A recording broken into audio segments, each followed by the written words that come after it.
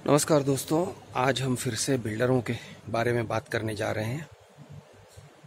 देखिए, मैंने कई बार ऐसे कहा होगा कि बिल्डर लोगों को चुतिया बनाते हैं, वो इस तरह से चुतिया बनाते हैं, उस तरह से चुतिया बनाते हैं, वगैरह वगैरह।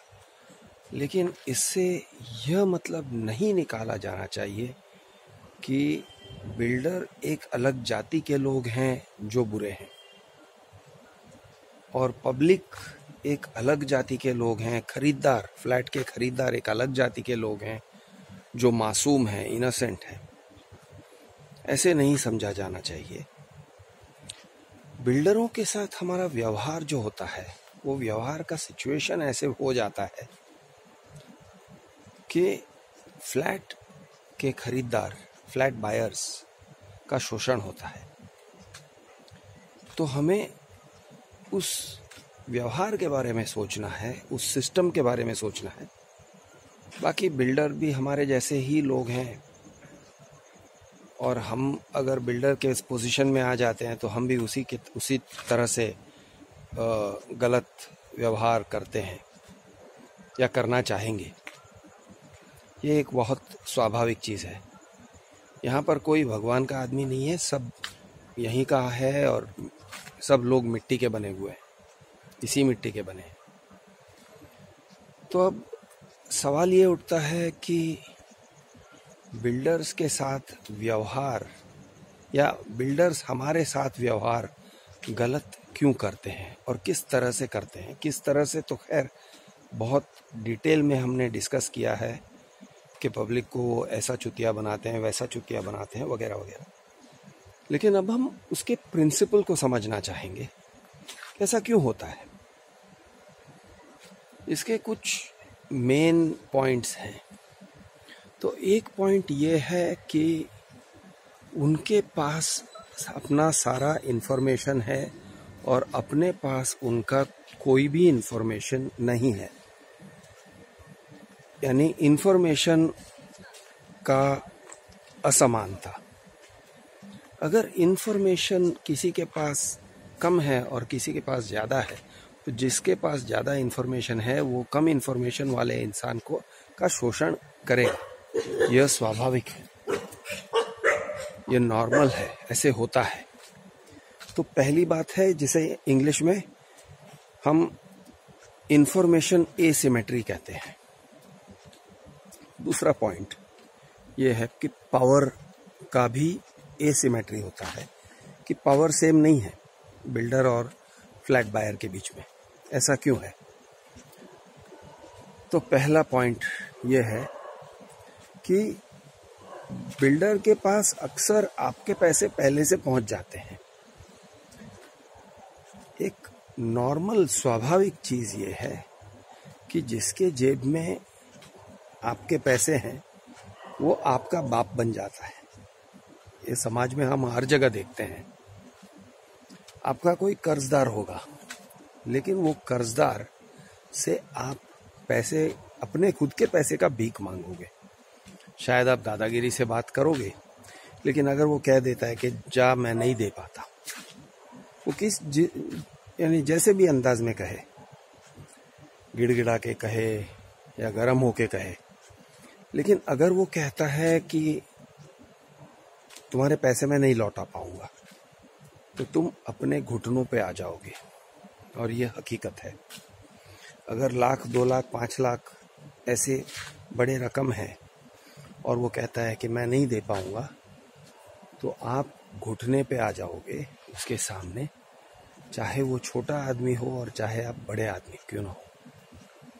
यहाँ पर बड़ा वो है जिसने पैसे दबा के रखा है, यानी जिसने आपके पैसे रखे हैं वो बड़ा हो जाता है। ये एक नॉर्मल सी बात है समाज में।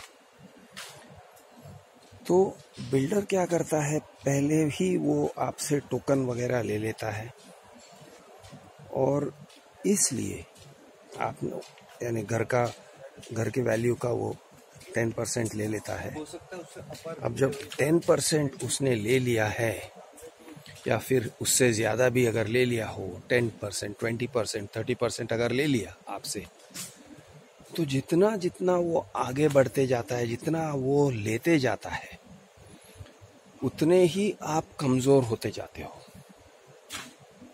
अच्छा, दूसरे तरफ ये टाइप के सिचुएशंस आते हैं कि रीडेवलपमेंट का बिल्डर, वो आपके फ्लैट को लेकर आपके बिल्डिंग सोसाइटी के, आपके मैनेजिंग कमेटी को अपने तरफ करके आपके ही फ्लैट के ऊपर कब्जा करके आपके फ्लैट में से आपको निकालकर, आपको भाड़ा देकर, जब वो आपका फ्लैट तोड़ देता है तो वो आपका कर्जदार तो बन ही जाता है, लेकिन वो अब आपका बाप बन जाता है। यह एक सामाजिक सत्य है, ऐसे ही होता है, हर बार ऐसे होता है। और लोग इस बात को पहचानते नहीं है, या पहचान कर भी उससे मुंह मोड़ लेते हैं, वो जानकर भी अनजान बनते हैं। लेकिन यही सच है कि वो आपका बाप बन जाता है। जैसे ही उसने आपके बिल्डिंग पे कब्जा ले लिया है और उसे आपके बिल्डिंग को तोड़ने का अधिकार मिल गया है, वो आपके बिल्डिंग को तोड़ सकता है, वो आपके फ्लैट को डिमोलिश कर सकता है, आपके फ्लैट को खाली करवा सकता है, वो आपका बाप बन चुका है।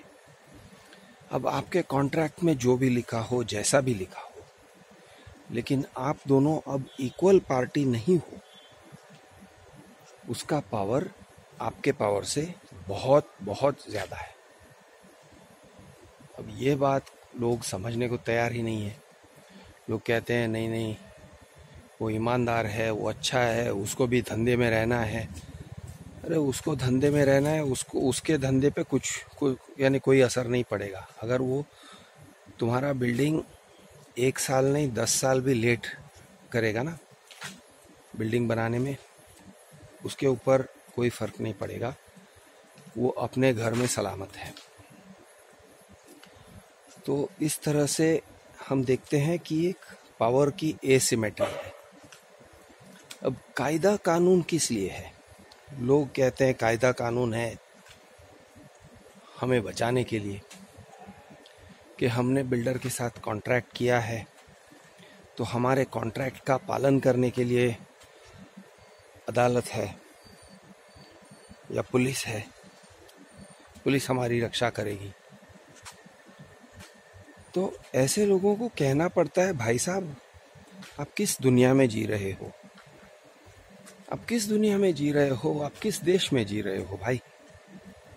आप कह रहे हो कि आप बिल्डर के अगेंस्ट कोर्ट में जाओगे, जानते हो कि बिल्डर के पास तुम्हारे पैसे हैं, उसके पास लाखों करोड़ों रुपए हैं, वो बड़ा वकील रखेगा अपने बचाव के लिए। तुम क्या कर पाओगे? तुम लोग तो एक साथ एकजुट भी नहीं हो सकते हो। सोसाइटी के लोग एकजुट भी नहीं हो पाते हैं, एक मत भी नहीं हो पाते हैं। उनमें मतभेद इतना सारा होता है कि वो कौन से वकील को रखना और कितने पैसे देने हैं, इसी के अंदर वो झगड़े कर बैठेंगे।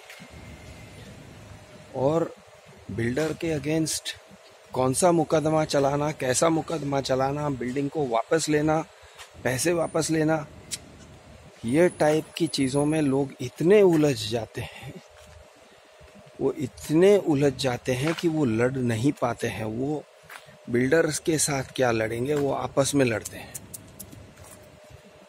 तो लोगों का जो विचार है कि बिल्डर के साथ व्यवहार करना है, मुझे पैसे देने हैं, वो जो पैसे देने की खुजली या रीडेवलपमेंट करने की जो खुजली है, पहली बात है कि ये खुजली को कंट्रोल करो भाई। इसी खुजली की वजह से तुम मुसीबत में फंस जाते हो। ये खुजली को कंट्रोल करो पहले। और जिन लोगों को खुजली है उनको कंट्रोल करो। आपके मैनेजिंग कमेटी को खुजली है, उन्हें कंट्रोल करो पहले। मैनेजिंग कमेटी, सोसाइटी के मैनेजिंग कमेटी जो हैं, जो रीडेवलपमेंट करवाना चाहते हैं, उनको बहुत अंदर से खुजली होती है कि कैसे हम किसी बिल्डर को लेके आए। और ज़्यादातर तो एक लालच रहता है लोगों के अंदर कि बिल्डर मैनेजिंग कमेटी वालों को कुछ एक्स्ट्रा देगा, कुछ पैसे देगा सामने से, एक टाइप का पार्टनरशिप हो जाएगा बिल्डर के साथ। ये टाइप के उनके दिल में लालच होता है। और ये सच है कि कुछ बिल्डर्स मैनेजिंग कमेटी वालों को पैसे देते भी हैं या उनको प्रॉमिसेस देते हैं कि हम तुम्हारा घर थोड़ा ज़्यादा बड़ा करेंगे, थोड़ा एक्स्ट्रा 100 स्क्वायर फुट एक्स्ट्रा बना देंगे वगैरह वगैरह। तो इस टाइप के लालच में आकर मैनेजिंग कमेटी के मेंबर्स या office bearers, chairman, secretary, treasurer वगैरह, लालच में आकर बिल्डर्स के साथ सौदेबाजी करते हैं। उनको लगता है कि वो बहुत शाने हैं, लेकिन जब उनका भी घर टूट जाता है और मकान बनता नहीं है, फिर वो पछताते हैं। लेकिन अब पछताने का फ़ायदा क्या? फिर वो अगर बिल्डर के पास जाते हैं और बिल्डर ने उन्हें 1-2 लाख भी अगर दिया हुआ है, तो उन्हीं 1-2 लाख को लेके वो अब उन्हें ब्लैकमेल कर सकता है।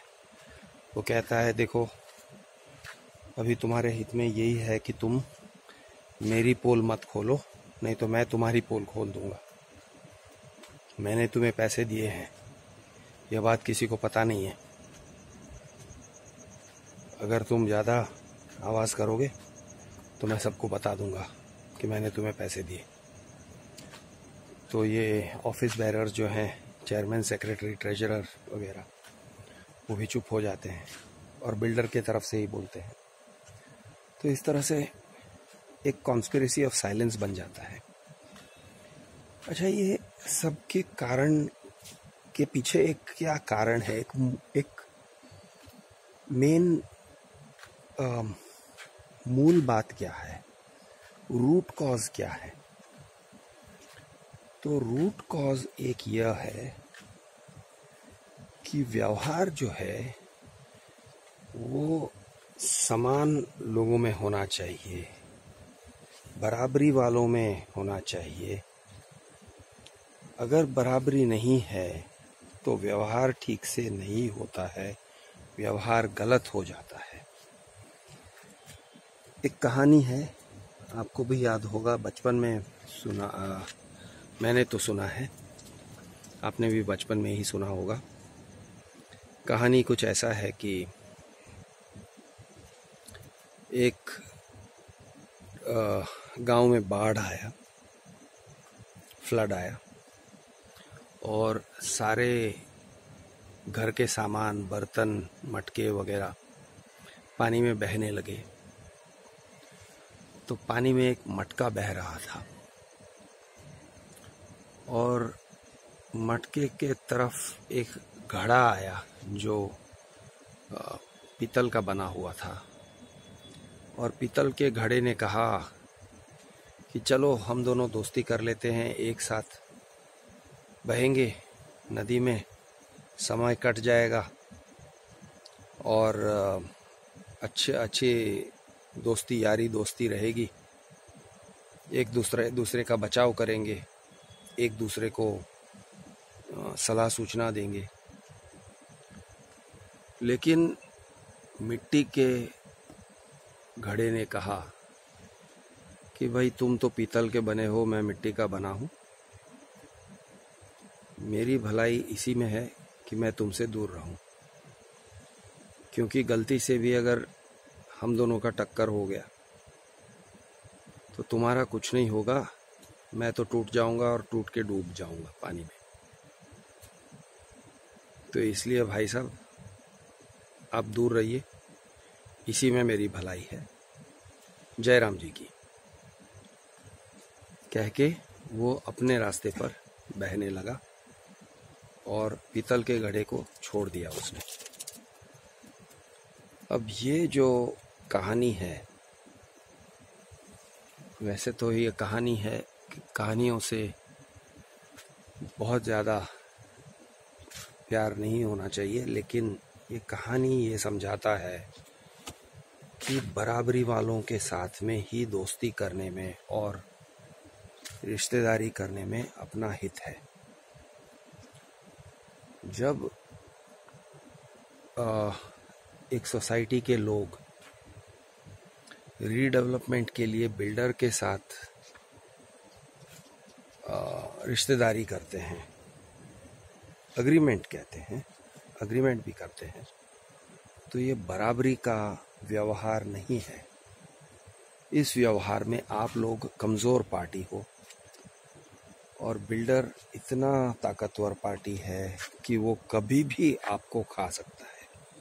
वो कभी भी आपको कोई भी कारण देकर वो आपके टर्म्स एंड कंडीशंस को बदल सकता है। आपका डेवलपमेंट एग्रीमेंट रजिस्टर्ड भी क्यों ना हो, वो ज़ोर ज़बरदस्ती से आपका डेवलपमेंट एग्रीमेंट को बदल देगा। वो सिर्फ ये कहेगा कि मैं ये नहीं कर सकता हूँ, मैं बिल्डिंग को छोड़ के जा रहा हूँ। अब बिल्डिंग को उसने तोड़ दिया है, अब वो अगर तोड़ के छोड़ के जाएगा तो आपका वैसे ही नुकसान हो जाएगा। लोग अगर समझते हैं कि नहीं नहीं हम दूसरे बिल्डर को बुला लेंगे वगैरह, तो दूसरे बिल्डर भी आपकी मजबूरी का फ़ायदा लेने को बैठे हैं। तो इसलिए लोगों को अक्सर यही अनुभव होता है कि बीच रास्ते में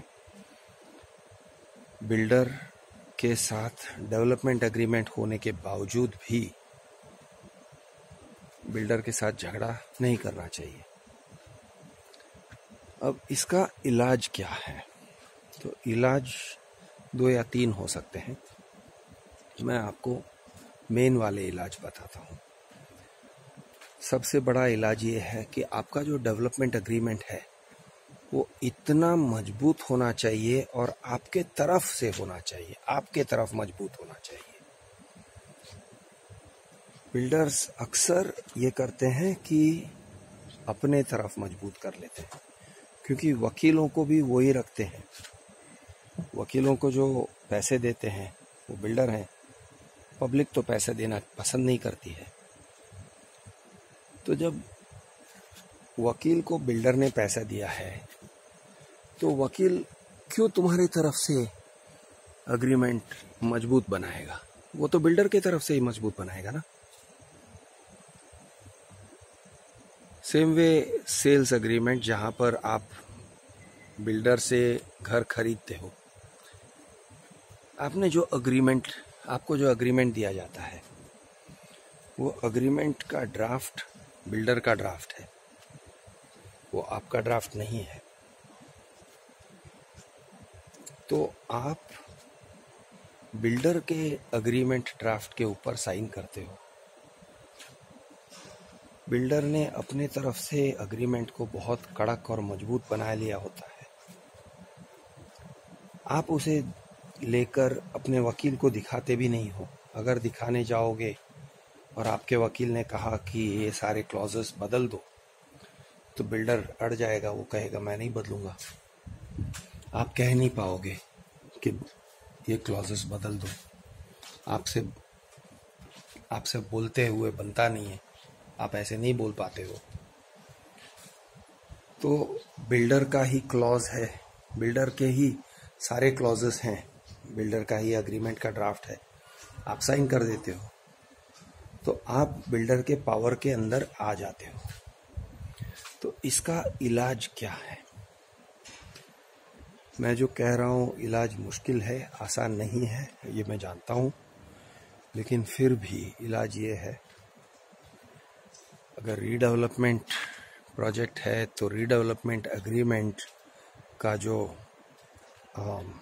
ड्राफ्ट है, वो ड्राफ्ट भले ही बिल्डर ने आपको तैयार ड्राफ्ट दिया हो, आप अपने वकील को दिखाओ और उसमें से जो भी सेक्शंस हैं, जो भी क्लॉजेस हैं जो आपके हित में नहीं है, उसे पहले निकलवाओ, उसे पहले ही निकलवा दो, डिलीट करवा दो।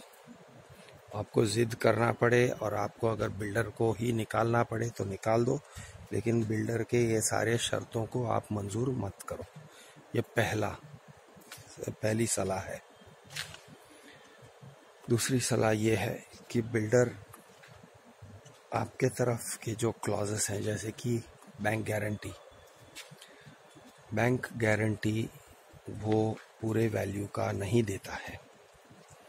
आपको इतना बैंक गारंटी ले लेना चाहिए कि अगर बिल्डर रीडेवलपमेंट प्रोजेक्ट को छोड़कर चला जाए तो भी आपकी सोसाइटी वो बैंक गारंटी को इन्वोक करके बिल्डिंग यानी आप लोग जितने लोग हो उतनों के घर वापस बना सके।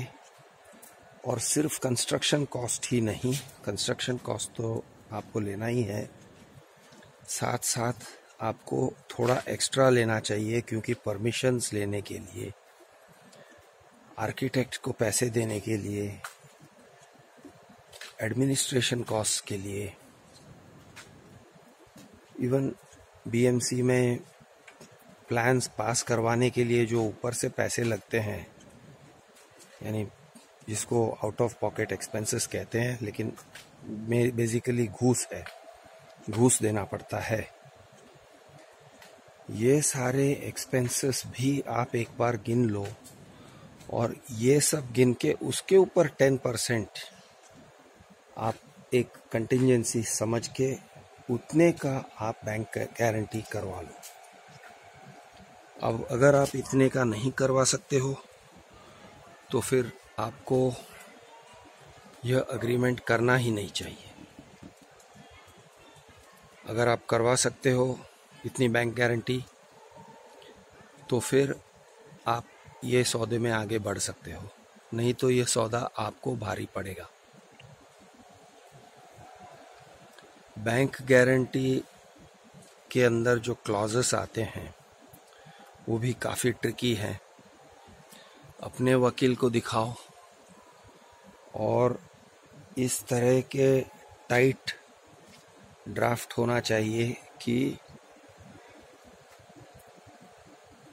अगर बिल्डर ने 2, 3, 4, 5 साल में जो भी उसने कमिटमेंट दिया है, 4 साल 5 साल, तो नॉर्मली 3 साल का कमिटमेंट होता है, आप 4 साल पकड़ के चलो, 1 साल ग्रेस पीरियड दे दो, लेकिन वो ग्रेस पीरियड के साथ साथ वो अगर नहीं बना पाया तो ऑटोमेटिकली बैंक गारंटी ट्रिगर हो जाना चाहिए, ऑटोमेटिक डेट पे ट्रिगर हो जाना चाहिए,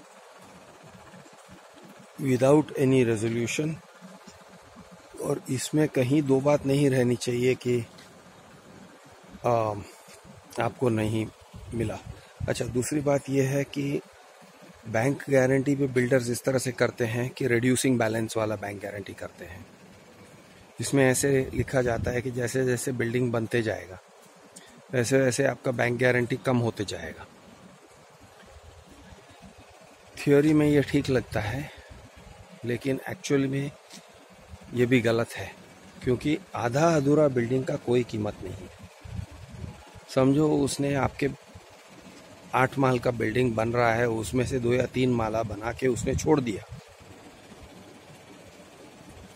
आधा अधूरा छोड़ दिया, तो आप उस आधे अधूरे स्ट्रक्चर, और उसने अगर 30-40% कम कर दिया आपका बैंक गारंटी, तो बाकी का रकम लेके आप लोग कंप्लीट नहीं कर पाओगे, और बिल्डर के पास भी एक तरह की तसल्ली हो जाती है कि अब ये लोग मुझे छोड़ के नहीं जाएंगे।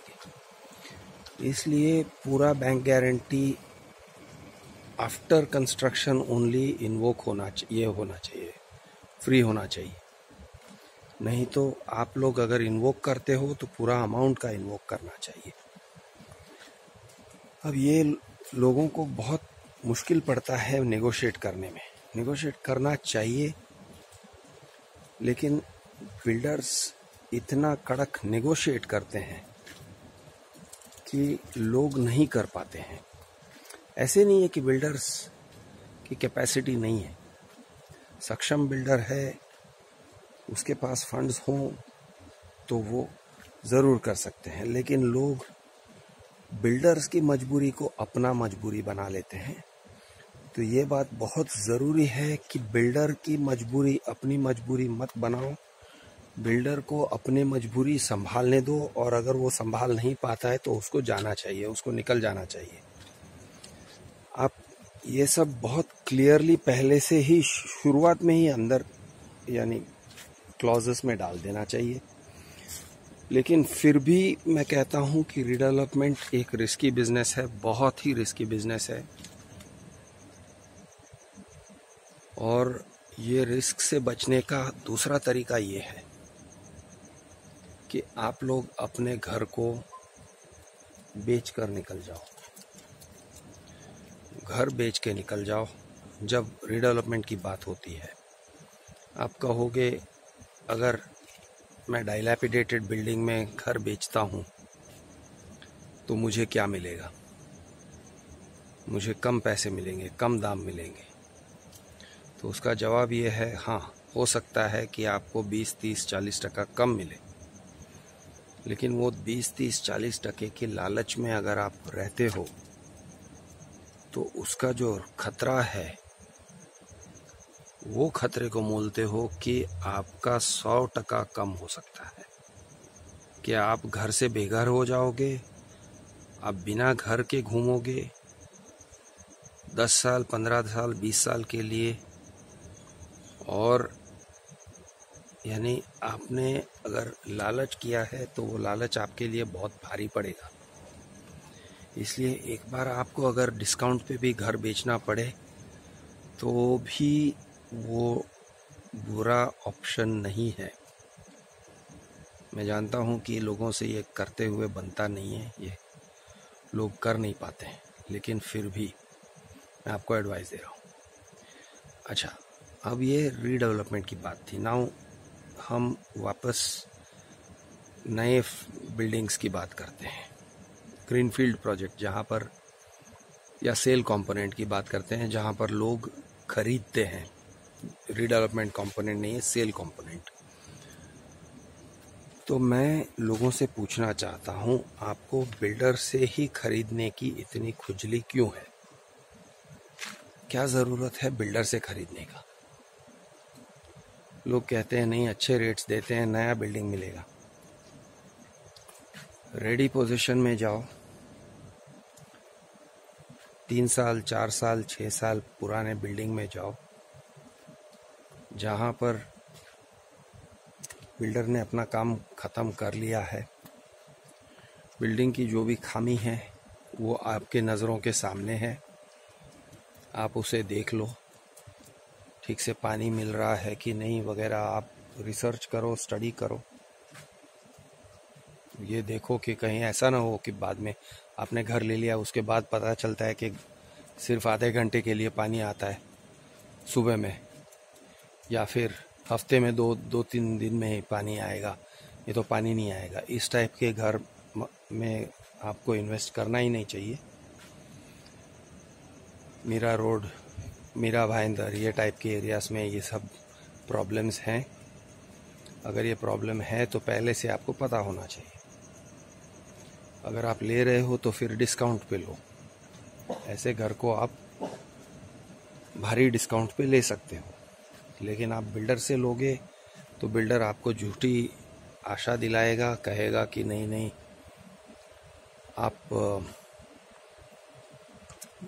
आपको तो 24 आवर्स पानी मिलेगा वगैरह वगैरह, यहाँ पे पानी का कोई प्रॉब्लम नहीं है वगैरह वगैरह, और फिर बाद में पता चलता है कि यहाँ पे ज़बरदस्त प्रॉब्लम है, तब वो कुछ नहीं करेगा।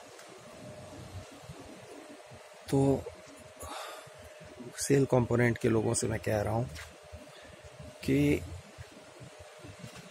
बिल्डर से मत लो, अर्ली बर्ड इन्वेस्टर मत बनो, बुकिंग मत करो।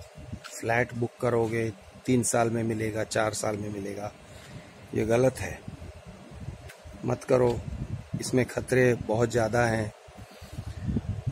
घर आपका क्वालिटी आप जो चाहते हो, जिस तरह से चाहते हो, उस तरह का क्वालिटी का नहीं रहेगा।